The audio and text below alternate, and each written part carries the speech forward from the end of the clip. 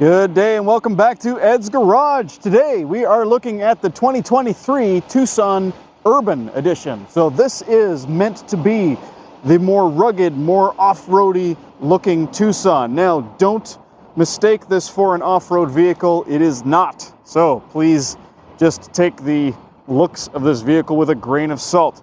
Hyundai doesn't currently make a vehicle that's capable of serious off-roading or even light off-roading for that matter. These are great for fine for a first service road, a dirt road, whatnot.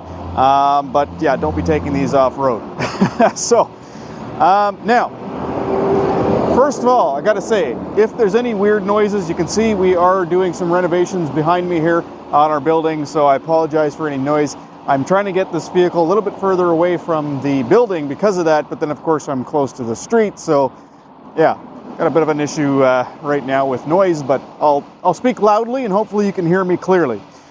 All right, now in my last video, I had a comment saying that what I'm doing isn't really a review considering I work for Hyundai, so it's nothing but biased when it comes to reviewing. Now, I try to be as unbiased as I possibly can, and I do try to point out things that I have problems with. So, you know, with a grain of salt, because at the same time, yeah, I do actually sell these vehicles, so I've gotten to know them so well that I quite like them.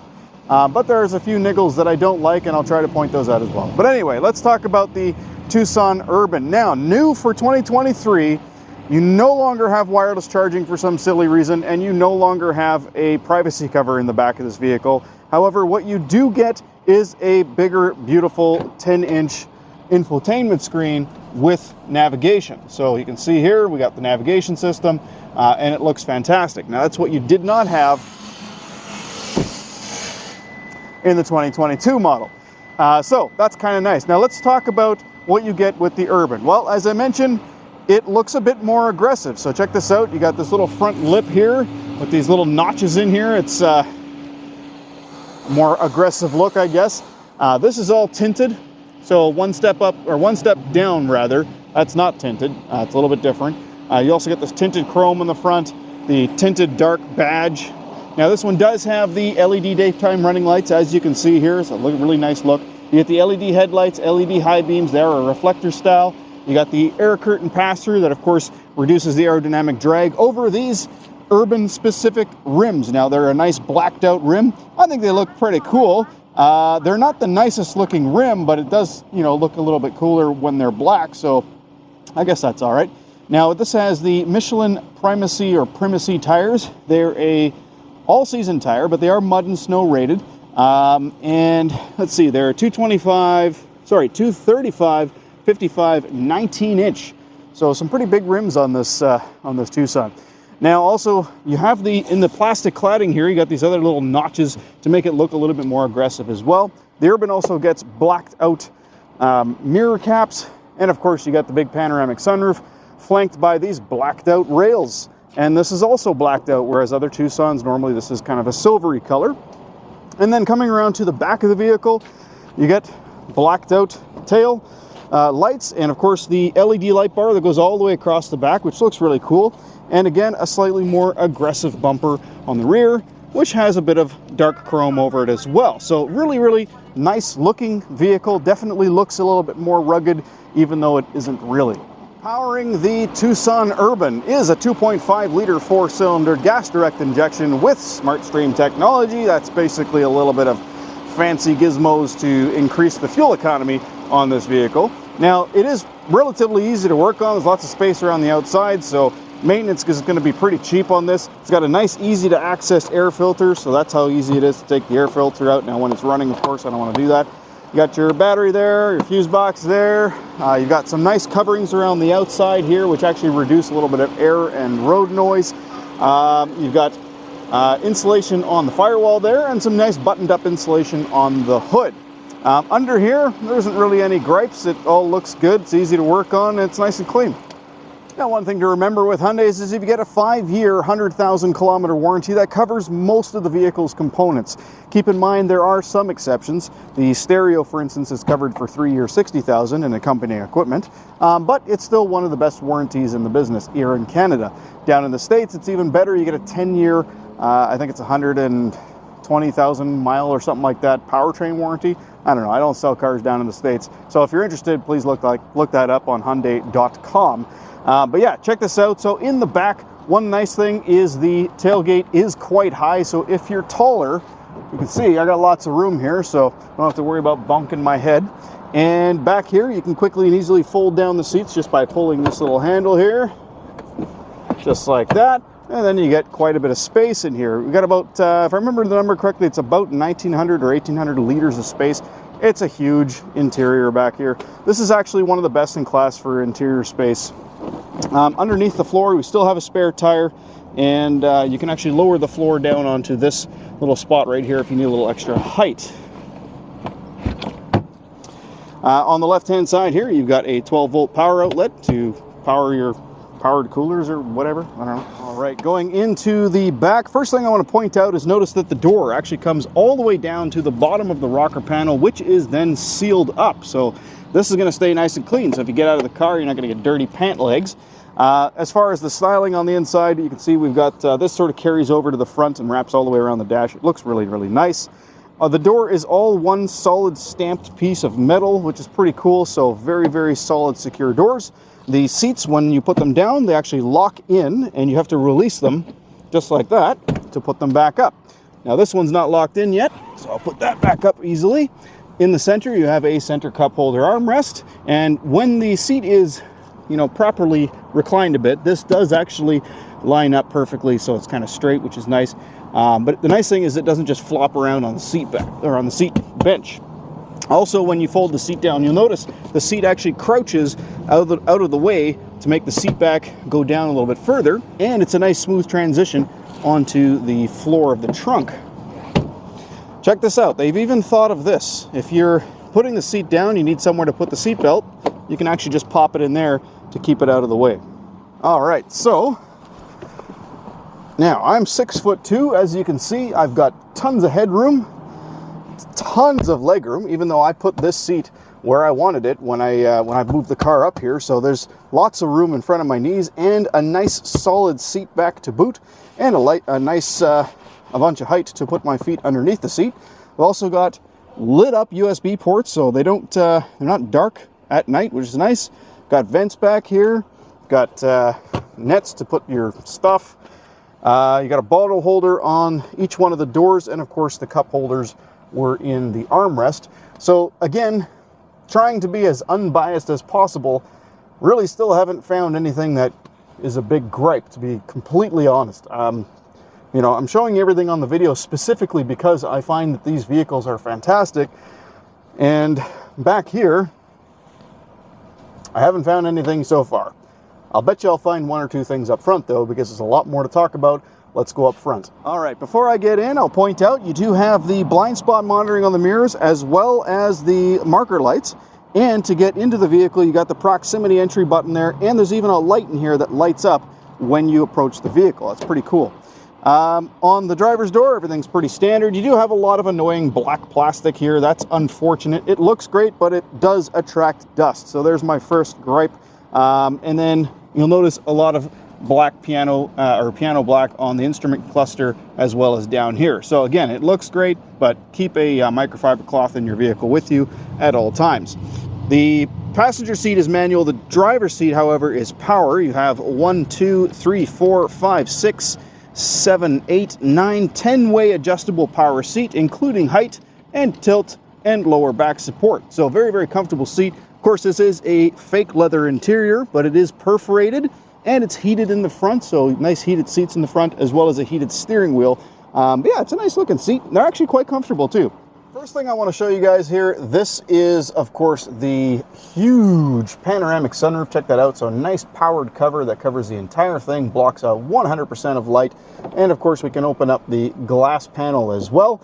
I gotta say though, I do wish that this opened up a little wider. This is quite narrow. However, this is quite wide. So it's a very wide sunroof, but it doesn't open up back very far. But oh well, it's still all glass and it looks nice.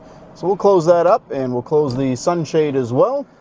All right, so now in the front seat, as you can see, again, tons of headroom, and of course I can raise and lower the seat, and I've got plenty of leg room in front of me as well. As a matter of fact, I have too much when I put the seat all the way back. But I've got a tilt and telescopic steering wheel. So just manual, but look at that, it tilts and it telescopes. On the left-hand side here, you can see I've got our dimmer switch and our traction and stability control. One of the nice things about the headlights on Hyundais is that you can put them in the on position, and when you shut the car off, they do actually shut off as well. So on the on position, you've got headlights and taillights during the day. On auto, you've only got daytime running lights in the front, but nothing in the back. So I usually put it on the auto setting. It does have auto high beams, but here's a slight gripe. When you have the headlights on manual, the auto high beams don't work. So you have to have it on auto, but then of course you have no taillights during the day if it's snowing or rainy or foggy or whatever. So I still recommend putting it on that setting. On the right-hand side here, you've got, of course, your windshield wiper stock. And another nice thing about Hyundai, when you turn on the wipers, it actually shows you in here exactly what setting you're on, which is pretty cool. And then, of course, the end of the stock is the rear wiper. And that's also automatic, so if you have the front wipers on and you put the car into reverse, the rear wiper will come on as well. So really smart technology there. Having a look at the center console, press this button, this opens up. Reasonable amount of space in there. You got heated seats, you got heated steering wheel, as I mentioned.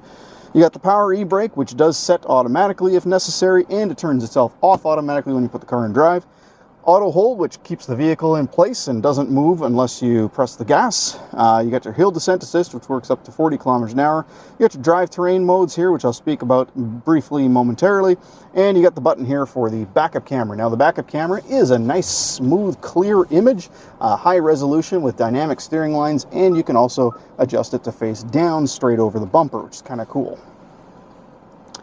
Also here you have your auto start-stop system. Another thing that Hyundai does quite well, actually, when you take your foot and start to lift it off the brake, even before you're off the brake, the engine will start up again. But if you really don't like it, you can disable it right there pretty easily. You've got some storage up here. You've got USB port to charge any device, and then a USB port for the Apple CarPlay and Android Auto. All right, gripe number 3, or 4, 2, I don't know. There's not a lot of gripes. There's a lot of features, not a lot of gripes. But gripe number whatever. This vehicle does not have wireless Apple CarPlay and Android Auto. It did last year. It doesn't this year. And this is a bit of a gripe. Now, it's not a huge thing. It's certainly not a deal breaker. I mean, it's easy enough to add wireless CarPlay or Android Auto with a small device that you can purchase separately from a different company. So it is doable. But in this day and age, come on, Hyundai, it's 2023. Well, it's almost 2023. It's a 2023 model. You really need to have wireless CarPlay and Android Auto, even though you have navigation. Yes, there might be some software limitation that's preventing you guys from doing it, but considering there are third-party companies that have corrected it with a third-party box, there's got to be a way to fix it. Come on. I mean, seriously. All right. Moving on. Gripe number 4 or 5. Everything here is a touch-sensitive button. Now, this is not a huge gripe from me personally, because honestly, I couldn't actually care less. Once you put the vehicle, the climate control on automatic, and you adjust it to wherever temperature you like, you kind of have to never touch it again. It's essentially all automatic. I mean, you put the temperature to where you like it, and you just let it go. If you don't like the fan air blowing on you, well, then just move the thing. It's easy. So the fact that this is all touch sensitive doesn't bother me that much. A tiny bit, maybe. Next thing, the screen. Same idea. All of these are touch-sensitive buttons. But again, it's not really much of a gripe. And the reason for that is because I rarely go down to these buttons here. If I want to go to the map, I hit the map button on the screen. If I want to go to the nav settings, I'll hit the nav setting button on the screen.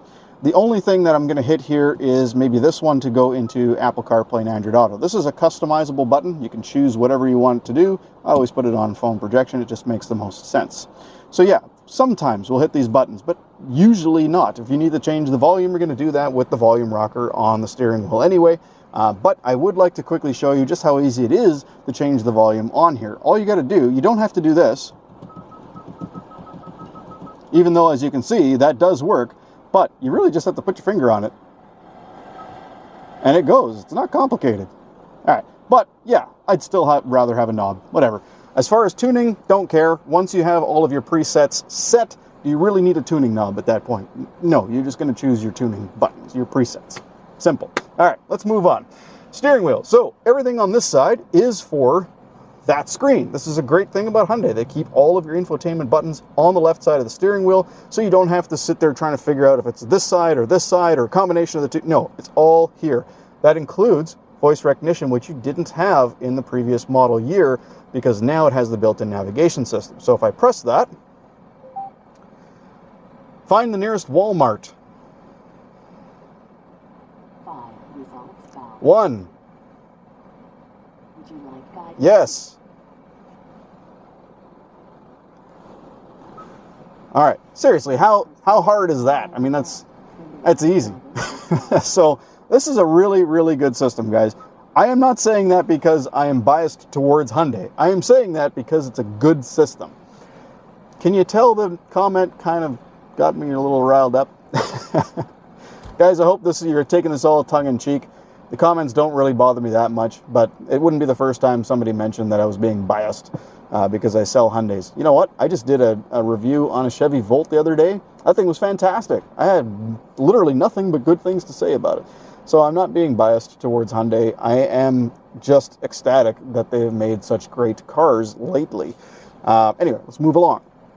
So on the right-hand side, you have the buttons for cruise control. Check this out. This one gets adaptive cruise control. That's where it maintains a distance between you and the car in front of you by itself. So if they slow down, you slow down. If they stop, you stop. If they go, well, if it's been within less than 3 seconds, you go as well. But if not, then you just go pink, and then you go. This button right here is for your lane keep assist at low speed. So you have lane keep assist at high speeds, over 64 kilometers an hour. It's automatic. It'll lane keep. Below that, it won't unless you press that button. So you press that button, then it will actually do the lane keep assist at low speeds. So that's how that works. Pretty simple. These two buttons here, they all go through that little screen there. So let's do that. Let's go through that. So what I'm going to do, guys, basically these two buttons, this one here cycles along the top of the screen. You can see it's going from left to right along the top edge of the screen. And then this one goes up and down within the menus.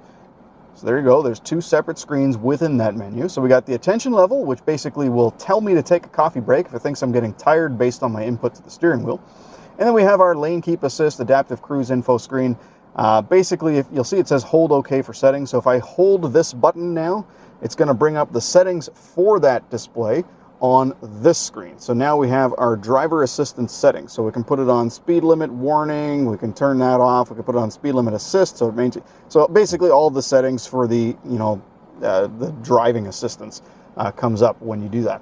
If I press that top button and bounce it over one, we got our digital speedometer, we have our drive information, that's our average liters per 100K, instant liters per 100K, our trip computer. If I go down again, we have another one of those. Keep in mind, take everything you see here with a grain of salt. This vehicle has only driven 30 kilometers. But yeah, this is since our last refueling, our trip computer, including mileage and economy. Our accumulated info since the last time it was reset. Our auto stop timer, and then back to our digital speedometer. Now, here's another gripe number 6. Why did they get rid of the ability to switch this onto miles by holding the OK button? I don't quite get that. But it seems like every 2023 model I step into, you can't just quickly switch to miles anymore. You actually have to go into the user settings for that. Anyway, bounce it over one, we can see our compass. Now, when we're navigating with the built-in system, it'll actually give us our turn-by-turn directions there as well. And then we got our tire pressure. And going one down shows us our H-Track all-wheel drive system. Now, the H-Track all-wheel drive system, designed and engineered by Magna International, a lot of it was done actually up here in Canada. Pretty cool. So they basically made a system that is predictive. So if you start to drive, regardless of what surface you're on, whether it's slippery or not, it'll put power to the rear wheels, preventing the potential of the front wheels to slip. It's very, very quick. So it not only does it do that automatically when you start to accelerate in pretty much anything, but it also do it, of course, if it detects slippage. But here's the cool thing. You've also got this drive terrain mode button. So if I press the terrain mode, I'm going to show you the screen here, what happens. If I press the terrain mode, it's now put us into terrain mode, and then I can choose snow, mud, and sand. Now, snow mode, basically what snow mode does is it locks that center differential, and it puts power to all 4 wheels at the same time in the same amounts. It splits the power 50-50. Now, if one wheel slips, it catches it with the traction control, tries to direct power over to the right wheel. It's not an off-road vehicle, guys. Yeah, but it's a really good system, okay? So if you're in a situation where it calls for it, you put it into that terrain mode, it's going to do its best to get you out of it. So it's a really, really good all-wheel drive system. All right, so moving along, so we have the other drive mode button, or the other drive modes rather, so if I switch it back to regular drive, and then kind of cycle through, you can see I've got Eco, Normal, Sport, and Smart. Eco mode is going to save you a little bit of fuel on the highway. Normal mode is just normal. Sport mode is going to tighten up the steering wheel and give you a little bit more low-end kick. And then Smart mode is going to look at how you're driving and kind of adjust accordingly. So it's a pretty good system.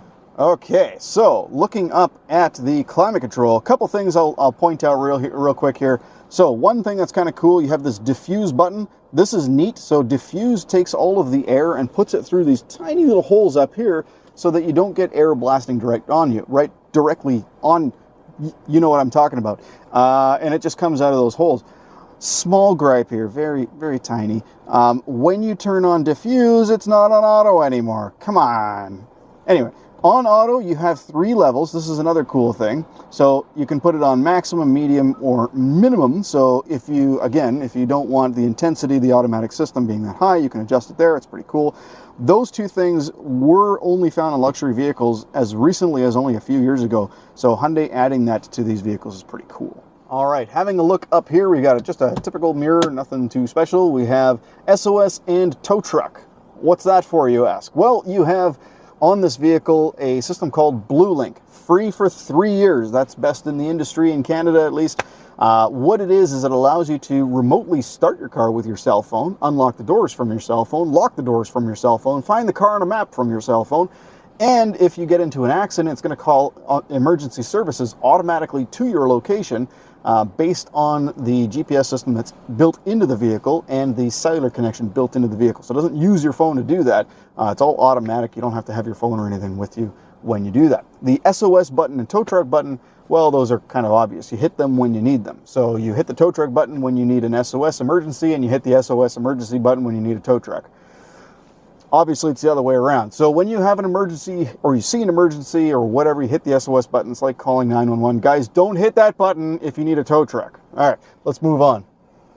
Side visors, we have the little light here, and the side visor does fold out this way, and 1, 2, 3, it slides. That's pretty cool. I actually really like that channel.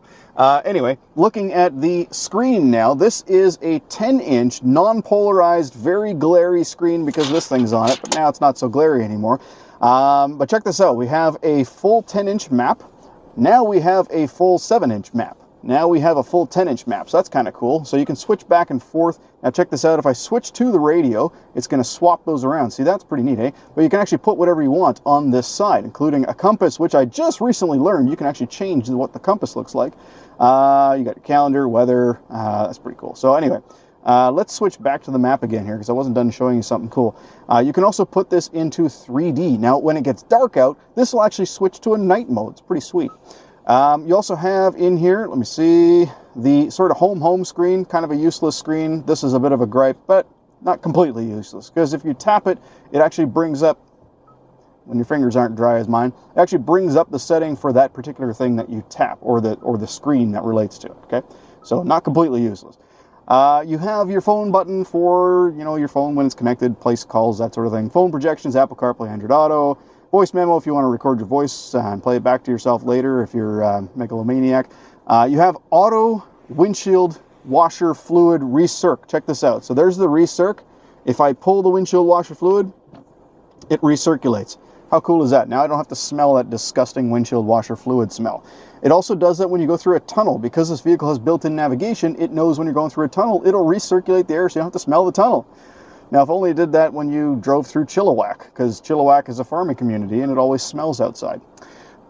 You have valet mode, which is restricts the vehicle's access as long as you have BlueLink enabled.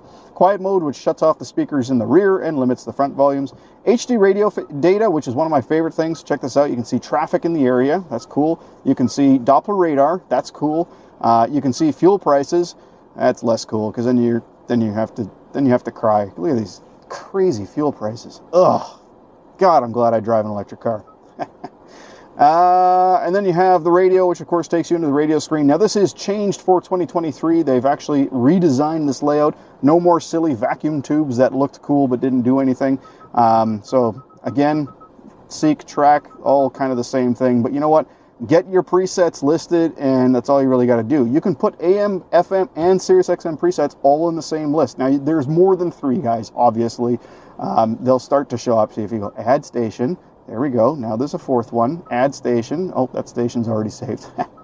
add station. No, I do want the station list. See, it's hard to do this through my phone. There we go. And, of course, you can move those around. Depending on how important you find that particular station. It does have HD radio, as I mentioned before, which gives you a better quality signal, but also more radio data. Slide over, you got the blue link settings, notifications for blue links, and your user manual. This is kind of cool. If you scan the QR code in the program that you're looking at, so let's go to, radio is a good example. If I go to radio, go to the menu, go to user code manual, boom, QR code, scan that, takes you right to the manual, and takes you to the radio section in the manual. Smart, smart, smart, smart. Okay. Yeah, I think that's pretty much all the most important stuff. Guys, if you haven't already seen my video on the Tucson Trend, I invite you to check that out if you want to see more in depth on that screen. I'll link that in the description below. I don't want to spend an hour on this screen today. It's just, I got a customer that's about to show up, so I gotta get this done, okay? Anyway, that is pretty much it. That's all I wanted to talk about. Thank you so much for watching this video. If it helped you out, if you laughed at any of my gripes, if you agree with any of my gripes or disagree, please leave a comment below, hit like, hit subscribe, and till the next one, take care.